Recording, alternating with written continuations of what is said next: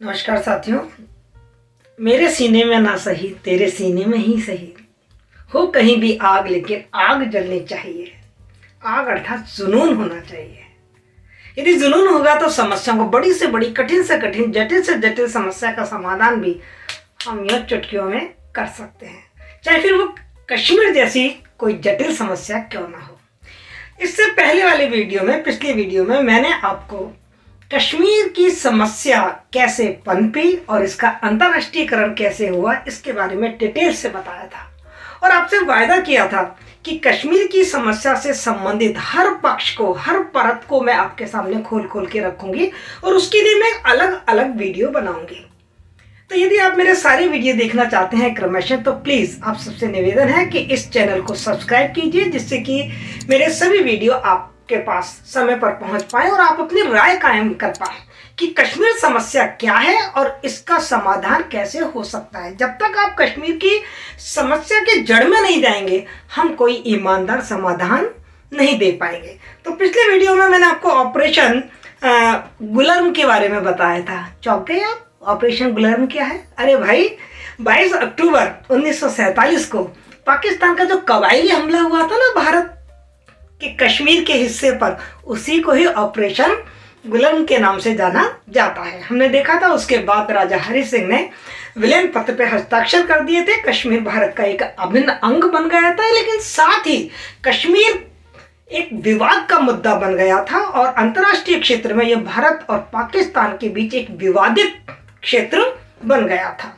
यदि हम कश्मीर की समस्या को बहुत गहराई से जानना चाहते हैं, तो आज बहुत जरूरी है कि हम कश्मीर की भौगोलिक स्थिति को और उसकी ऐतिहासिक पृष्ठभूमि को और उसकी सांस्कृतिक जो कश्मीरियत है उसको हम पहचानें। यदि हम उसको नहीं पहचानेंगे तो हम सही बता रहे हैं, हम कश्मीर के लिए कोई भी ईमानदार समाधान नहीं खोज पाएंगे, कोई भी निष्पक्ष और तटस्थ राय कायम नहीं कर पाएंगे। तो देखते हैं सबसे पहले कश्मीर की भौगोलिक स्थिति। तो जम्मू कश्मीर 5 भागों में विभाजित था। जम्मू कश्मीर, लद्दाख, गिलगित और बाल्टिस्तान। इन सभी इलाकों को एक सूत्र में बांधने का जो श्रेय था वो था कश्मीर के डोगरा वंश के जो राजपूत राज्य थे। उन राजाओं ने इन सब 5 क्षेत्रों को मिलाकर एक कर लिया। 1830 के दशक में उन्होंने लद्दाख पर फतह हासिल की और 1840 तक उन्होंने अंग्रेजों से कश्मीर को भी वापस ले लिया और सदी के अंत तक वो गिलगित और बाल्टिस्तान तक पहुंच गए। इस प्रकार एक विशाल जो कश्मीर साम्राज्य था, इसकी सीमाएं अंतर्राष्ट्रीय दृष्टि से बड़ी महत्वपूर्ण हो गई, क्योंकि इसकी सीमाएं अफगानिस्तान, चीन और तिब्बत तीनों को छू। भौगोलिक स्थिति आप देखिए कि ये कश्मीर है, इधर ये चाइना है, पाकिस्तान है, अफगानिस्तान है, ये सारा पाकिस्तान है और नीचे ये इंडिया है। यानी कि 32 दांतों के बीच में फंसा हुआ है।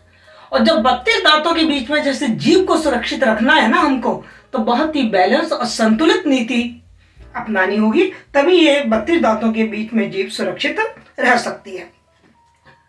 कश्मीर की भौगोलिक स्थिति के आधार पर हम कश्मीर को मुख्य रूप से 3 भागों में बांट सकते हैं। जैसे पहले इसको 5 भागों में, 5 भौगोलिक क्षेत्रों में बांटा जाता था, लेकिन आज मैं आपको सुविधा के अनुसार इसको 3 भागों में बांट के बताती हूँ। ये है इसका लद्दाख क्षेत्र। ये बहुत ऊंचा पठार है, यहाँ पे रहने योग्य जमीन बहुत ही कम है और यहाँ ज्यादातर तिब्बती और बौद्ध रहते हैं। उन्हीं की जनसंख्या आपको यहाँ ज्यादा मिलेगी और जनसंख्या बहुत ही कम रहती है, लेकिन सामरिक दृष्टि से और व्यापारिक दृष्टि से इस क्षेत्र का बहुत महत्व है। इतिहास में जो अपन एक सिल्क रूट की बात सुनते हैं ना, वो सिल्क रूट यहीं से होकर ही गुजरा करता था। यह है कश्मीर का उत्तरी भाग, जिसे हम कश्मीर कहते हैं। इस कश्मीर में ज्यादातर मुस्लिम आबादी रहती है, इस्लाम धर्म के मानने वाले लोग रहते हैं, जो है अहमदिया है, शिया है, सुन्नी है, बहावी है। इन मुसलमानों की जनसंख्या यहाँ पे सर्वाधिक है। और ये है जम्मू क्षेत्र। जम्मू क्षेत्र जिसे डोगर क्षेत्र के नाम से भी जाना जाता है, यहाँ की जो भाषा है वो डोगरी भाषा कहलाती है और यहाँ पर हिंदू अधिक संख्या में पाए जाते हैं। और उस हिंदुओं में ब्राह्मण भी हैं, राजपूत भी हैं, खत्री भी हैं और सिख भी हैं। इनकी जनसंख्या यहाँ ज्यादा पाई जाती है। इस जम्मू के लगभग 13,000 किलोमीटर के एरिया को अभी जो ऑपरेशन गुलाम हुआ था, मैंने आपको बताया 22 अक्टूबर 1947 को, उसमें पाकिस्तान ने यह हिस्सा दबा लिया, जिसे वो आजाद कश्मीर के नाम से जानता है, जिसे वो आजाद कश्मीर कहता है। अब देखिए, यदि ये भौगोलिक स्थिति हमने समझी होती और हमारे नीति निर्धारकों ने यह समझी होती, तो मैं आपको सब बता रही हूं, क्योंकि ये भौगोलिक दृष्टि से बहुत अलग अलग क्षेत्र है। ये ऊंचा पठार है, ये घाटी है और ये थोड़ा सा मैदानी क्षेत्र है। तो इनकी भौगोलिक स्थिति अलग है, इनकी ऐतिहासिक पृष्ठभूमि अलग है, इनकी सांस्कृतिक जो कश्मीरियत है वो अलग अलग है। तो विभिन्न संस्कृतियों को, लोगों को हम एक ही राज्य में कैसे शामिल कर सकते हैं? याद कीजिए, भारत आजाद हुआ, हमने पंजाब राज्य बनाया। 1966 में क्या हुआ? पंजाब के 3 टुकड़े करने पड़े। हिमाचल प्रदेश अलग, जहां पहाड़ी क्षेत्र था, हरियाणा अलग जो हिंदी भाषी था, और पंजाब अलग जो पंजाबी था। ऐसे हमने सौराष्ट्र राष्ट्र के 2 टुकड़े किए, एक गुजरात और एक महाराष्ट्र। तो इसी तरीके से यहां भी हमने इन तीनों को एक क्यों रखा? जब हमने इसको माना कि इसमें एक ही राजा शासन करता था जब भारत आजाद हुआ और भारत में कश्मीर का विलय हुआ, लेकिन इसकी सांस्कृतिक और भौगोलिक विभिन्नता को देखते हुए यह निर्णय लेना चाहिए था कि ये एक नहीं बल्कि इनको 3 राज्यों में विभाजित करना चाहिए था। और मैं तो कहूंगी 3 राज्यों में भी नहीं, जम्मू को तो राज्य बनाना चाहिए था, कश्मीर को और लद्दाख को केंद्र प्रशासित क्षेत्र बनाना चाहिए था, क्योंकि ये सामरिक दृष्टि से बहुत ही महत्वपूर्ण क्षेत्र थे। यदि शायद ये चीज बनाई गई होती और इस तरीके से अपनाया गया होता, तो आज कश्मीर में जिस तरीके से विद्रोह पनप रहे हैं और जिस तरीके से भारत सरकार वहां विश्वास खोती जा रही है और आतंकवाद पनप रहा है, शायद उसमें कुछ कमी होती, ऐसी मेरी राय है। तो इसलिए मैंने आज आपको कश्मीर की भौगोलिक स्थिति के बारे में बताना आवश्यक समझा। अब मैं आपको बताती हूँ कश्मीर की ऐतिहासिक पृष्ठभूमि। उसे जानना भी बहुत जरूरी है। हमें मालूम होना चाहिए कि कश्मीर के मूल निवासी कौन थे, कश्मीर कैसे पनपा, कैसे बना, किन लोगों ने अपना खून पसीना इसमें एक किया, जब जाके ये कश्मीरियत पनपी, जब जाकर ये कश्मीर राज्य खड़ा हुआ। हमें परिणामों में हिस्सेदारी तो चाहिए, लेकिन जो त्याग किया, जो बलिदान किया, जो हमने अपना सर्वस्व लुटाया, उसको तो नहीं भुलाया जा सकता ना। यूं ही नहीं मिल जाती राही को मंजिल, एक जुनून सा दिल में जगाना पड़ता है, भरनी पड़ती है ऊंची उड़ान और तिनका तिनका उठाना पड़ता है। तब जाकर संस्कृतियां पनपती हैं और तब जाकर मतलब कई पीढ़ियां त्याग करती हैं, तब जाकर उनके आने वाली जो पीढ़ी होती है वो सुख और आराम की जिंदगी जीती है। इसलिए हमको कश्मीर के इतिहास के बारे में जानना बहुत जरूरी है। और मैं आपको कश्मीर का इतिहास बिल्कुल शुरू से, जब हमारे भारत इतिहास में कहते हैं ना सतयुग, त्रेता युग, द्वापर युग और कलयुग, मैं उस सतयुग से आपको कश्मीर के इतिहास के बारे में बताऊंगी और बताऊंगी कि कश्मीर के मूल निवासी कौन थे, किस संस्कृति ने यहाँ जन्म लिया और किस तरीके से कश्मीरियत बढ़ी और पली और किस तरीके से बाह्य जातियां आकर इसमें मिल गई और गंगा जमनी संस्कृति पैदा हुई। ये सारी चीजें मैं आज आपको बताती हूँ। तो सबसे पहले मैं आपको बताती हूँ कि सतयुग में कश्मीर की क्या स्थिति थी। सतयुग में कहते हैं कैलाश पर्वत पर शिव जी का वास था और इस क्षेत्र पर उनके गणों का राज था। यहाँ पर हम राजा यक्ष की भी कहानी सुनते हैं। इस एरिया में राजा यक्ष जो पार्वती के पिता थे, उनका शासन चला करता था। हमको नीलम पुराण से मालूम पड़ता है कि कश्मीर को बसाया ऋषि कश्यप ने, जो मारीची के पुत्र थे। ऋषि कश्यप कहते हैं कि ये जो कश्मीर, जो आज हमें कश्मीर घाटी के रूप में दिखाई दे रहा है, ये कभी एक बड़ी झील थी और इसमें पानी भरा हुआ था। और ऋषि कश्यप ने इस पानी को अपने तप बल के आधार पर निकाला और फिर ये जो झील थी वो सूख गई और वो एक सुरम्य घाटी के रूप में बदल गई और वहां पर कश्मीर राज्य की स्थापना की गई। ये जो कैस्पियन सागर का नाम आप सुनते हैं ना, ये नाम भी ऋषि कश्यप के नाम पर ही रखा गया। ऋषि कश्यप की पत्नी का नाम था कद्रू। उन्होंने 8 पुत्रों को जन्म दिया और उन पुत्रों को नाग कहा जाता है। उन्हीं के आधार पर यहाँ कश्मीर में नाग वंश की स्थापना हुई। और यही कारण है कि कश्मीर के आज भी जो प्रमुख बड़े बड़े शहर हैं उनके आगे नाग लगा हुआ है, जैसे अनंतनाग, जैसे कोकरनाग, जैसे खाकी गांधारी नाग, जैसे आपका वैरी नाग, नारा नाग, कोकरनाग, कौसर नाग। इस तरीके से जाके जो महत्वपूर्ण जो शहर हैं उनके आगे नाग शब्द लगा हुआ है। तो कश्यप ऋषि के तपस्या के परिणाम स्वरूप, कश्यप ऋषि की मेहनत के परिणाम स्वरूप यहाँ पर ये कश्मीर राज्य का जन्म हुआ। सतयुग के बाद त्रेता युग में, रामायण में भी हम जम्मू द्वीप का काफी नाम सुना करते हैं। और जैसे कि पुराणों में जो कथा मिलती है, तो मनु और मनु के जो पुत्र थे जिनका नाम था प्रियव्रत, उन्होंने इस कश्मीर के एरिया पे अपना राज किया था और कश्मीर को एक स्वर्गिक भूमि बना दी थी। मतलब ये एक आध्यात्मिक विज्ञान के आविष्कार की भूमि थी। यहाँ पर बड़े बड़े जो विद्वान थे वो यहाँ आया करते थे और अपने ज्ञान और विज्ञान से नए नए आविष्कार, मतलब ये जो प्रकृति थी वो पूरी उनकी प्रयोगशाला थी। और यहाँ पर वो तरह तरीके के प्रयोग करते थे आध्यात्मिक विद्या के, पराविद्या के।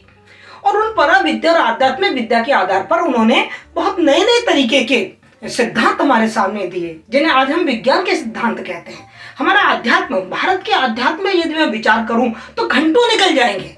मतलब ऐसी कौन सी आज की वैज्ञानिक आविष्कार है जिसका की खोज हमारे भारतीयों ने नहीं कर ली थी। हजारों साल तो हम जिया करते थे, चिर युवा हम रहा करते थे। अंतर्ध्यान, हमें परमाणु विज्ञान का इतना अच्छा ज्ञान था कि हम अपने शरीर को कभी भी विखंडित कर सकते थे, अंतर्ध्यान हो जाते थे और कभी उसका संलयन कर लेते थे, लोगों के सामने साक्षात उपस्थित हो जाते थे। ऐसी आध्यात्मिक वैज्ञानिक जो गुत्थियां थी वो इसी क्षेत्र में ही खोजी गई।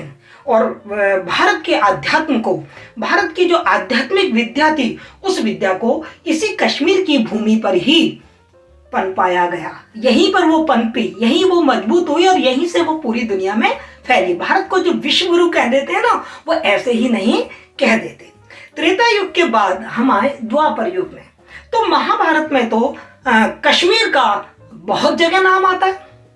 महाभारत के समय में आपने देखा होगा 3 महाजनपदों का बड़ा डिटेल में वर्णन हमको मिलता है, जैसे गांधार है, जैसे आपका कुरु है और कंबोज। ये 3 महाजनपद थे और ये तीनों महाजनपद आज का जो कंदहार है, आज का जो अफगानिस्तान है, आपका जो आज का जो पाकिस्तान है और आज का जो ये कश्मीर है, ये यहीं के प्रदेश थे। हम जो महाभारत में मामा शकुनी को देखते हैं वो कहाँ के राजकुमार थे, वही वो ये गांधार के थे। यानी कि यहाँ सब जगह हिंदू साम्राज्य ही था और हिंदू राजा ही राज्य कर रहे थे। महाभारत के बाद अब आप आइए सिंधु घाटी सभ्यता में, तो हमें कश्मीर में, कश्मीर के अखनूर नाम का एक जगह है, वहां पर हमको सिंधु घाटी सभ्यता, जो हड़प्पा की सभ्यता है, उस सभ्यता और संस्कृति के अवशेष भी हमें यहाँ मिलते हैं। सिलसिलेवार यदि हम देखें तो हमको कश्मीर का इतिहास मौर्य साम्राज्य से प्रारंभ हो जाता है। ईसा पूर्व की 3री सदी, जब मौर्य सम्राट अशोक चक्रवर्ती राजा थे, उन्होंने कश्मीर पर शासन किया और मतलब उनके साम्राज्य में कश्मीर शामिल था और उन्होंने वहां बौद्ध धर्म का प्रचार प्रसार किया। महान सम्राट अशोक के बाद यहाँ कुषाण वंश के राजा कनिष्क ने भी कश्मीर के ऊपर अपना शासन किया और उन्हें कश्मीर इतना पसंद था कि उन्होंने यहाँ पर न केवल बौद्ध धर्म का प्रचार प्रसार किया, यहाँ बहुत सारे स्तूप बनवाए, बहुत सारे विहार बनवाए और बहुत से बौद्ध विद्वान यहाँ आकर रहने लगे और धर्म पर चर्चाएं और विचार विमर्श होते थे। बौद्ध धर्म की जो चतुर्थ बौद्ध संगीति थी, जिसकी अध्यक्षता वसुमित्र ने की थी, वो यहीं श्रीनगर के कुंडलवन में ही आयोजित की गई थी। इसीलिए इस कश्मीर को हिंदू धर्म और बौद्ध धर्म जो संस्कृति है, उस संस्कृति का पालना कहा जाता है। बौद्ध धर्म के बाद धीरे धीरे बौद्ध धर्म यहाँ पनपता रहा, तिब्बत के लोग भी यहाँ आकर रहने लगे। कुषाण वंश के बाद गुप्त काल, जो भारत के इतिहास का स्वर्ण युग माना जाता है और जिसका साम्राज्य का कोई और छोड़ नहीं था, हिंदू कुश पर्वत से लेके और दक्षिण तक और इधर आपके तिब्बत से लेके और सारे में चक्रवर्ती राजा थे। नाम सुना हमने, चंद्रगुप्त, विक्रमादित्य, समुद्रगुप्त, इन सब जिनकी राजधानी उज्जैन थी। उस उज्जैन राजधानी वाला जो साम्राज्य था, गुप्त साम्राज्य, उनके साम्राज्य में भी कश्मीर शामिल था। उसके बाद जब उत्तरवर्ती हम गुप्त शासक देखते हैं, स्कंदगुप्त वगैरह, तो हमने देखा कि हूणों के यहाँ पर आक्रमण होने लगे थे। हूण एक बर्बर जाति थी, उन्होंने यहाँ आक्रमण किए और कश्मीर पे भी उन्होंने आक्रमण किए और यहाँ की संस्कृति को लूटा। लेकिन उनका एक राजा था मेहरकुल, जो शैव मतावलंबी था। उसने यहाँ पर शासन किया और शैव मत का यानी कि शिवजी की पूजा का प्रचलन प्रारंभ किया। यहाँ का एक बहुत महान राजा, जो कि कश्मीर का सबसे महान राजा माना जाता है, जिसका शासनकाल 667 से लेकर 738 सन तक माना जाता है, ललितादित्य मुक्तपीड़। और ललितादित्य मुक्तपीड़ का शासन इतना बड़ा था कि पूर्व में बंगाल से लेके और आपके उत्तर पश्चिम में तिब्बत तक, तिब्बत से लेके और दक्षिण में कोंकण तक, इधर बंगाल से लेके और उत्तर पश्चिम में तुर्किस्तान तक इनका साम्राज्य फैला हुआ था। इसी समय करीबन 711 के आसपास भारत पर अरबों का आक्रमण हुआ, सिंध पर अरबों का आक्रमण हुआ। और जब सिंध का राजा जो दाहिर सहन था वो हार गया, तो उसका जो पुत्र था जिसका नाम था जयसिंह, उसने कश्मीर में आके शरण ली। और कश्मीर के में जब आकर उन्होंने शरण ली, तो जयसिंह के साथ उनका एक सीरियाई मित्र था जिसका नाम हमीम था, वो उनके साथ आया। कश्मीर की धरती पर वो पहला व्यक्ति था जो इस्लाम धर्म का व्यक्ति था। लेकिन वो यहाँ कोई राज्य प्रचार करने या यहाँ धर्म प्रचार करने या राज्य का विस्तार करने के लिए नहीं आया था। ललितादित्य के बाद यहाँ पर उत्पल वंश के राजा अवंती वर्मन का शासन रहा और ये शासन काफी सुख समृद्धि का शासन रहा। कला का, साहित्य का, ज्ञान का, विज्ञान का, आचार्य विद्वानों की जो एक लंबी परंपरा कश्मीर में चली आ रही थी, उस परंपरा का यहाँ पर उस समय खूब उत्कर्ष हुआ। उनकी मृत्यु के बाद हिंदू साम्राज्य का पतन होता ही चला गया, क्योंकि उसके बाद यहाँ 1235 पर मंगोल लोगों ने आक्रमण किया। और हम जैसा कि जानते हैं कि जो मंगोल थे वो भी बहुत ही बर्बर और नृशंस आक्रमणकारी थे। उनका जो एक क्षत्रप था दुलचा, उसने कश्मीर पे आक्रमण किया और खूब कश्मीर को लूटा, नरसंहार किया और बलात् यहाँ के लोगों को इस्लाम धर्म ग्रहण करवाया। कन्वर्जन हुआ वहाँ बहुत। और उसकी इस चीज से जब कश्मीर में चारों तरफ हाहाकार मच रहा था, तो उसी समय एक तिब्बत का बौद्ध लामा था रिंचन, उसने परिस्थितियों को भांपा और परिस्थिति के अनुसार अपने आप को भी बदला और उसने इस्लाम धर्म को कबूल कर लिया। इस्लाम धर्म को कबूल करने के बाद वो यहाँ के जो राजा थे सहदेव, उनके सेनापति रामचंद्र की बेटी, नाम सुना होगा आपने, कोटा रानी, उनके सहायता से कोटा रानी ने अपना आत्म बलिदान किया। उनके सहयोग से उन्होंने कश्मीर पर अपना अधिकार कर लिया, वो वहाँ के राजा बन गए। और यही रिंचन ही कश्मीर के पहले मुस्लिम शासक थे।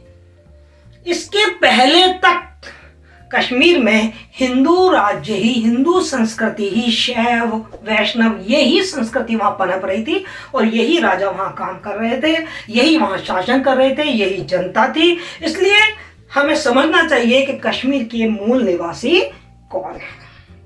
राजा जो रिंचन थे, जो पहले मुस्लिम शासक थे, उसके बाद यहाँ पर पर्शिया से आए इस्लामी धर्म के प्रचारक लगभग 1339 ईस्वी में, जिनका नाम था शाहमीर। और उन शाहमीर ने कश्मीर पर अपना अधिकार किया। उन्हीं के समय में ये जो है ना, दारुल हरब को दारुल इस्लाम में बदलने का सिलसिला प्रारंभ हुआ। और लेकिन ये सारे सुल्तान बहुत ही सहिष्णु थे। हमादान से आए शाह हमादान, इन्होंने भी यहाँ पर इस्लामीकरण किया। लेकिन ये कश्मीर के इस्लामीकरण की एक खास बात थी कि यहाँ का जो इस्लामीकरण है ना, वो तलवार के बल पर कम हुआ और सूफी संतों की परंपरा से ज़्यादा विकसित हुआ। इसलिए यहाँ पर हिंदू मुस्लिम दोनों ही काफ़ी मिलजुल कर रहते थे। यहाँ शिया मतावलंबियों की संख्या बहुत ज़्यादा थी, जिन्हें भी सुन्नियों ने आज मार मार के बाहर निकाल दिया, उनको भी खदेड़ दिया, वो भी एक तरीके से शरणार्थियों का जीवन जी रहे हैं। तो यहाँ जो छोटे मोटे आपस में झगड़े होते थे उनको हमें हिंदू मुसलमान से ऊपर उठकर होके देखना चाहिए। क्या हमारे राजस्थान में गुर्जर और मीणाओं में आपस में संघर्ष नहीं होता है ना? तो उसको क्या हम हिंदू मुसलमान की दृष्टि से देखते हैं? तो जो भी कश्मीर में दंगे हो जाते थे या आपस में जो कभी इनके आपस में क्लैश हो जाते थे, उनको हमको हिंदू मुसलमान का जो एक स्तर है उससे ऊंचा उठकर हमें देखना चाहिए। तो इस तरीके से यहाँ पर जो कश्मीर सल्तनत, जो इस्लामी सल्तनत थी, वो चलती रही और बाद में 16 अक्टूबर 1586 को मुगलिया साम्राज्य यहाँ पर स्थापित हो गया अकबर के समय। इस तरीके से कश्मीर पर अब मुगल जो सम्राट थे वो शासन करने लगे। जब तक मुगल सम्राट काफी शक्तिशाली रहे, किसी बाह्य आक्रमणकारी की हिम्मत नहीं बढ़ी भारत पर आक्रमण करने की। लेकिन जैसे जैसे हमने देखा कि मुगलों के उत्तराधिकारी दुर्बल होते गए, तो एक अफगान अहमद शाह अब्दाली बहुत ही क्रूर और नृशंस शासक था, जिसने दिल्ली में भी बहुत लूटपाट मचाई थी। उसने आक्रमण कर दिया कश्मीर पे और कश्मीर में खूब अत्याचार मचाया, खूब नरसंहार किए और लूटपाट की। उसकी इस लूटपाट से घबराकर एक कश्मीरी पंडित थे जिनका नाम था बीरबल धर।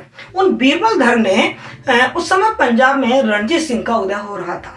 उन्होंने राजा रणजीत सिंह से ये निवेदन किया कि किसी तरीके से कश्मीर की रक्षा की जाए। राजा रणजीत सिंह काफी सक्षम थे। उन्होंने अपनी एक विशाल सेना को कश्मीर भेजा और कश्मीर में उन्होंने सिख साम्राज्य की स्थापना कर दी।